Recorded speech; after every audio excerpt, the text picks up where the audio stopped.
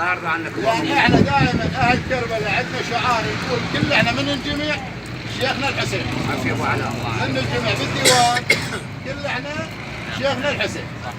بارك الله فيك. فاحنا حاليا هسه شيخنا الحسين، وانا اكراما لكم وتقديرا لكم واحتراما لكم انا شرحت لكم وضعيه وتفصلوها انتم وانا اللي البسه. سؤال واحد بس، رفيزنا الداتش الكاسير مشترك في اثنين يكون بكذب حبيبي. اول بدايه رفيقكم لا انت قاعد وياه ولا انا قاعد وياه، هذا يسمعني المجتمع كله. ولا انا خليته بدعوه ولا انت خليته بدعوه ولا انا جبته للدوله.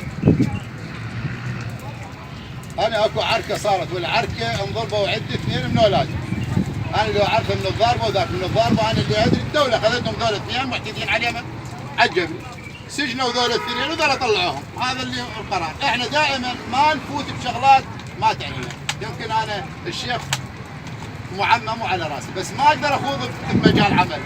كل استاذ العمل. الدوله عندها قضاء وعندها سؤال وعندها جواب وعندها تحقيق، وبعد التحقيق يابا هذا المعتدي وهذا المعتدى عليه.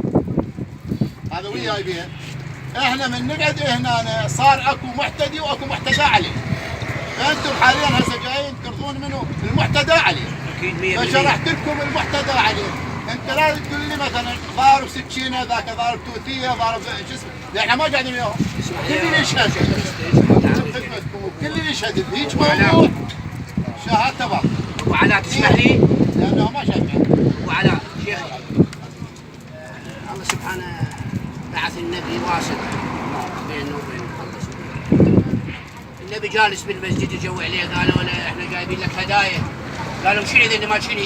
قالوا انقذتنا من الظلمات للنور قال لهم لا هداياكم خلوها على كتب. ونزلت الآية المباركة قل لا أسألكم عليه أجرا إلا المودة في القربى. اللهم صل على سألوني قالوا سيد مجيد الياسري هذا الوسيط شو نسميه؟ شو تسميه أنت؟ قلت لهم أسميه حمامة السلام. والله حمامة السلام. احنا هسه شنو الاتفاق جناب الشيخ ابو مرتضى؟ شنو الاتفاق؟ شنو اللي توصل وياك؟ لان تقريبا 80% الى 90. حاضر. شنو ابو مرتضى؟ تفضل عم شويه الشيخ شنو اللي توصلك حتى ندوم النادي. تعرج الديوان لا تعرج. اي تفضل تعرج الديوان وانا استمع له. تفضل. اولا نصلوا على محمد وال محمد. ما ادري صوتي يسمعون الباقيين ما ادري. اخوان يسمعون هناك. شويه انا صوتي تسمعني دلوقتي.